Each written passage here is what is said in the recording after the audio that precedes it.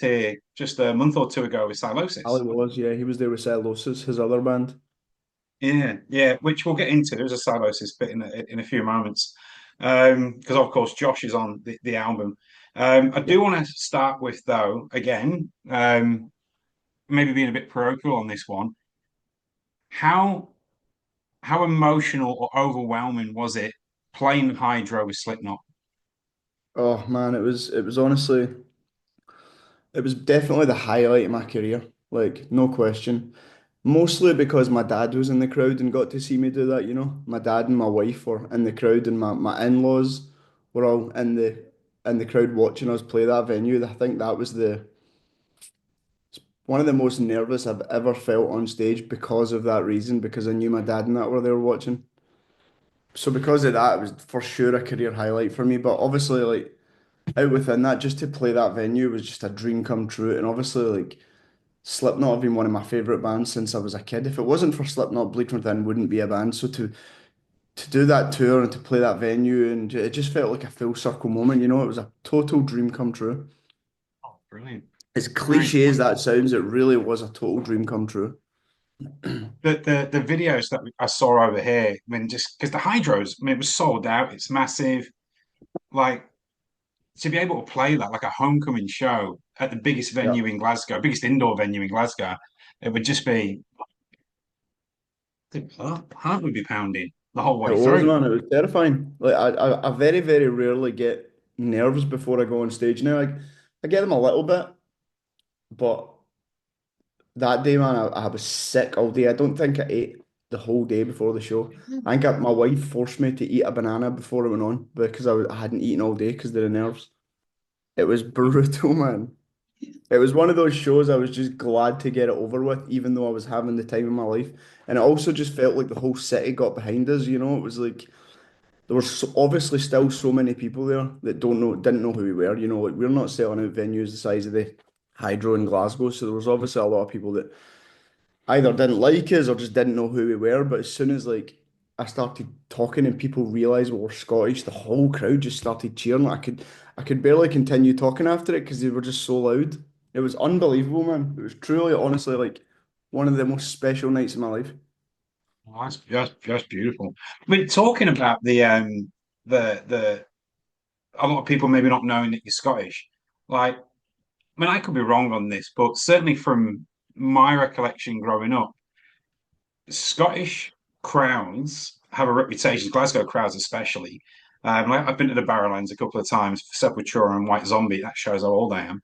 Oh, nice. Um, fucking White Zombie, jeez, like 30 years ago. But and we know how the crowds are like for metal bands. But the flip side of that is what we create musically tends to be more rock or hard rock. I can only think of metal bands in the last 35 years, yourselves, maybe Vicovi, although they're probably more metalcore.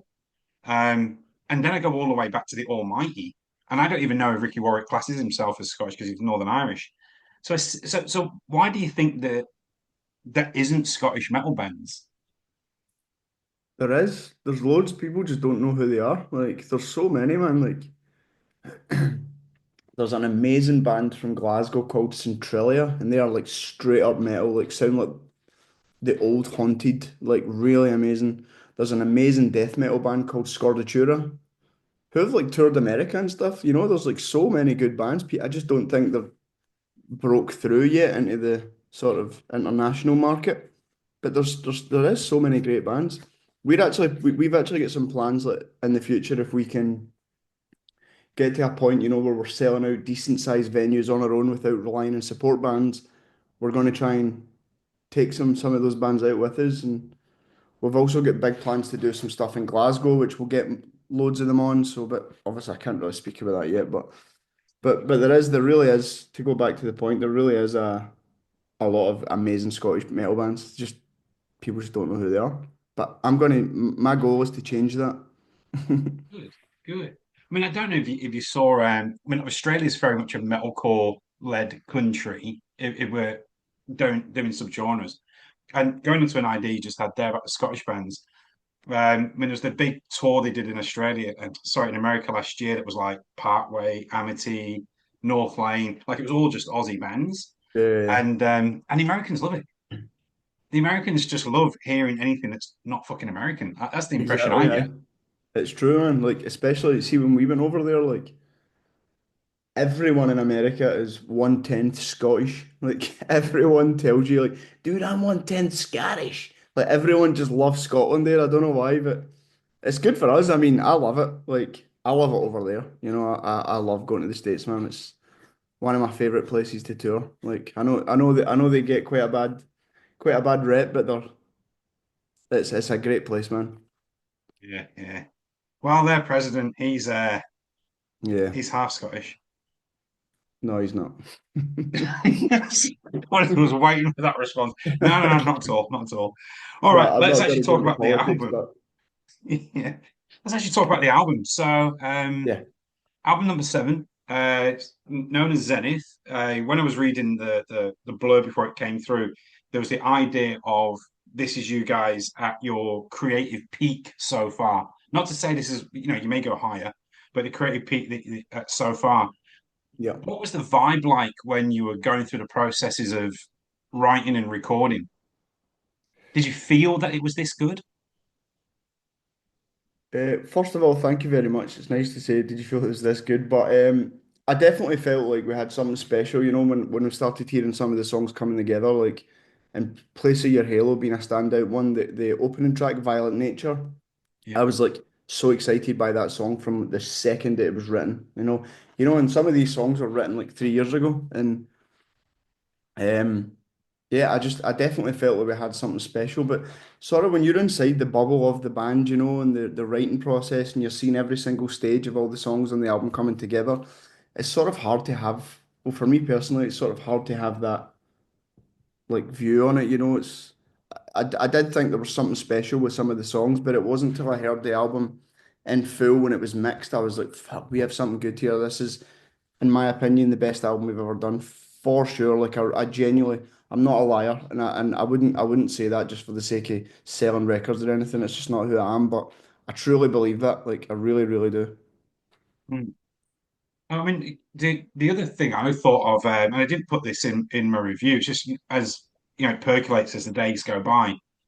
Yeah, Um, Usually, like with metal bands, there's usually some sort of concept there, and everyone goes, "Oh, you got to listen to it from Violent Nature all the way through to Edge of Insanity." But listening to this album, yes, you can listen to it that way, and it's it's brilliant. But you can actually just random cherry pick a song out as well. yeah. Was there any sort of thought process behind that, or was that just a stroke of luck? No, I don't think we don't really think that. I feel like we put most of our energy and most of our focus on into the songs individually and make sure that every song is the best song it can be. Like I think the only thing we did know as the album started coming together was we wanted Violent Nature to start the album and we wanted Edge of Infinity to finish the album because, you know, they're polar opposites. Violent Nature is like the fastest, most aggressive thing we've ever done.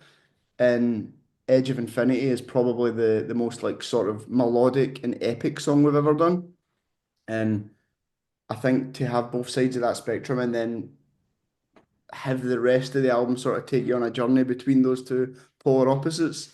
I think that was the only thing we really did know. But in terms of like concepts and stuff as well, like lyrically, we never really do anything like that. Like it's all just about each song is about sort of what we're going through at each point that what am I trying to say here? Each song is sort of about what we're going through in our lives at that time, you know, like there's songs on it about people we've lost during the writing process of the album, you know, things that have happened to individual members of the band during the writing process of the album.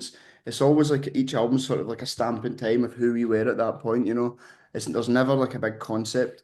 I think the only focus we really put on is just making sure the songs are great. I think that's more important than any lyrical concept, you know. Yeah, I mean, it does. It's interesting hearing you saying about the how you had the songs the album start with Nature and then end with Edge of Infinity because again, it's just something I now that you said I pick up on it. You get to about halfway through the album, and then there's choirs, choirs start to come in the song. There starts to be a few Yeah, more textures. Where at the beginning, you are right, it's probably a bit more balls to the wall. So I mean, the things like I mean, I've got with my notes here. You've got choirs on, if I'm right, two songs, Immortal Desire and Known by No Name. yeah. Am I right? Yes, you know, you're right. I'm trying to think if there's any other ones. There is some choir stuff on the title track Zenith, but I think it's quite subtle. Might have missed Yeah. that here. No, no, it's very subtle to be honest, and it's kind of towards the end, and it's like sort of laced through a breakdown at the end. It's not really that obvious. I think it's we our last album Shrine, we went heavy on the strings and the choir and stuff like that. So this album we wanted to sort of strip it back a bit, make it sort of more balls to the wall and heavy, and like lean into certain aspects of the music as opposed to focusing on like strings and stuff like that. You know? Did you actually things like you were saying there about the breakdown as well? God Complex, I wrote was is that's going to be a live favorite. I'm imagining I just hope the so. sound. When I had to keep asking him, do you guys actually sit there and go, "We're going to make the best song that we can do in the studio," or and I'll tell you why I'm asking this question actually because I have interviewed Josh twice, and the second time I interviewed him, he mentioned that his manager said to him, he goes, he needs to start having more. Say this, he needs to start having more songs that the crowd can sing and get involved in. Did you Yeah. guys like God Complex is one of them ones? Like, did you guys think that sort of thing as well? Like, let's get more. We just want to see chaos in front of us. I feel like we've always thought about that stuff. Like that's a true story about Josh because Josh's manager is also our manager, and we're all like very very close friends and closely connected, and that's definitely true. I know for a fact that's a true story. But I feel like I've always thought about that stuff. We've always thought about that stuff. Sorry, it's specifically mostly me and Ali that write all the vocals in the band. Yeah. Ali's an amazing writer, and I love my favorite songs to sing are always the ones that he writes. So I love having him involved. But we've always tried to think about that stuff. I think it's so important. Like we're a band that sort of pride ourselves on a live show, and we've been a band for 20 years now. So I feel like we've really got that side of things dialed in, and I think you'd be doing yourself a disservice, you know, if you weren't thinking about the live show when you were writing the songs, because essentially you're writing those songs to take them to a live show, you know. So we've Yeah. always definitely thought about that. Sometimes you Um, pull it off, sometimes you don't. I think that's where the issues lie. You know, if there's songs that don't sound like it, it's because you've just not pulled it off. It's hard. yeah. It's a fucking hard thing to do is write hooks in a song. It's really, really difficult. The obviously Josh isn't the only one on the album. You got No. Bran in there Yes. as well on Yeah. Immortal Desire. How did that come Yeah. about? Oh, we're just all big Mastodon fans, like huge Mastodon fans, and specifically for me personally, I know all the guys probably agree with this, but his voice is one of my favorite voices, man. Like it just sounds. I don't know, it's got this like 70s weird like haunting tone to his voice, and I'm obsessed with his voice. Like, and we did the Lamb 2 years ago. We did the Lamb of God cruise. You know the Headbangers Oh boat. yeah, yeah. We did that 2 years ago in Macedon. We're on that, and we were on stage playing during one of the days on the cruise, and turned to the side, and Bran was just standing watching us with like Randy Blythe and stuff. I was like, fuck me, man. This is all like my heroes just standing watching our show. It was fucking weird. But anyway, um, yeah, so on the cruise, he came up and said hi, and then we got chatting. I bought him a glass of red wine, and we just got chatting away. And then once it came to the sort of like recording process of the album, the song Immortal Desire, we had that. I couldn't really think of any cool ideas for the chorus. And the chorus in that song always sort of had a Mastodon vibe going on. And I was like, why don't we ask Bran? So I reached out and he was like, 100% let's do it. So that's sort of how it came about. And I'm so glad it did because I love his voice. I love his voice so much. And I think he absolutely nailed it on that track. Talking of voices, I mean, I felt listening to this album as well that you stretched yourself vocally as well. Was that again? Keep coming back to was that a conscious thing? Have you been working on that, or Did it just happen? 100%. I always try and do that every album. I always try and do new wee sort of like t learn new wee techniques every single album so that I can keep sort of furthering my vocal ability, if you will. But this time we recorded with one of my good friends, Dan Weller, who is the guitar player in a band called Sixth. But he's also an amazing. I mean, Sixth were one of my favorite bands growing up. Like I'm still one of my favorite bands. I'm a huge Sixth fan, and so I obviously jumped at the chance to record with Dan because he's also an amazing producer and an incredible songwriter. And he actually brought quite a few things out in me that I didn't know I could do. So I definitely give him some praise there for that. Like I don't think my vocals on this album would be quite what they are if it wasn't for Dan Weller. So yeah, Oh, that's I good. definitely give That's him good some to praise hear. there. Oh, excellent. Um, so in between now and Australia, what have you guys got lined up? So we go to America in 3 weeks on the Bullet for My Valentine and Trivium run. So maybe that's what you were getting confused with. We're Well, it doing was we're my doing friend. My friend was going, I think it's this. I was like, I'll find out. I'll ask all him. right, yeah. It's well it could be, but I've just not heard about it yet. Sometimes Ali is like the sort of like the manager. He's the managerial role in the band, and sometimes if offers come in, he won't tell us till they're concrete. He doesn't want to get our hopes up and stuff, and plus it's a waste of time. Anyway, so it could may well be, but I don't think so. But we're doing the American side of that tour. So we're going there in 3 weeks for a month with Bullet and Trivium, which we're very excited about. Can't wait to just honestly get out. After this new album being released, I can't wait to get out and start playing shows. I want to know like, how well the album's been perceived. And I think the best way to do that is to go play live. Play songs that people maybe don't know, but then they start singing them back at you, and it's such an amazing feeling. Anyway, I'm getting off topic here. So we're going to America in 3 weeks for a month, and then we've got a bunch of European and UK festivals, including like Download Festival. I think we're doing Nova Rock, a bunch of amazing festivals in the summer, and then in September we're doing our UK and European headline tour for Zenith. Yeah, Then in right after that tour, we're going to potentially, Australia. potentially. Yeah, Potentially going to Australia, but it's not announced yet. But we'll see. That's not confirmed though. That's just it's just a rumor. a wee teaser that's not a confirmed truth Yeah, yet. just If you will. just a rumor. And I didn't even. It's just Sorry, a I think you rumor. were going Sorry, through that's a what I was tunnel trying to then. say. Yeah. So you were breaking up right at the end there after Europe. Yeah.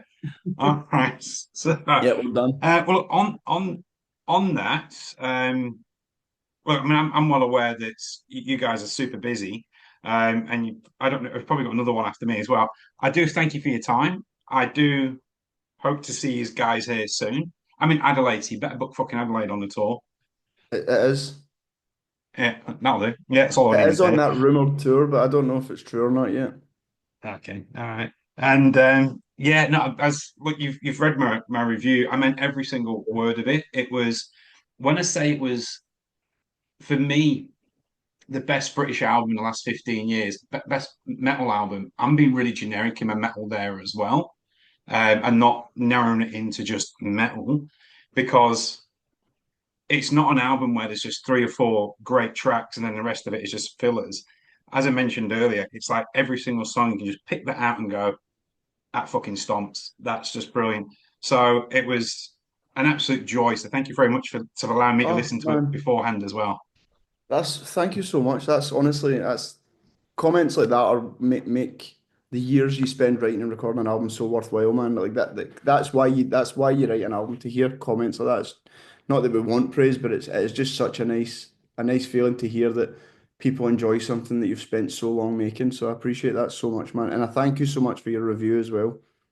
Oh, not a problem. Thank you very much. Well, I'll let you go and I will see you soon.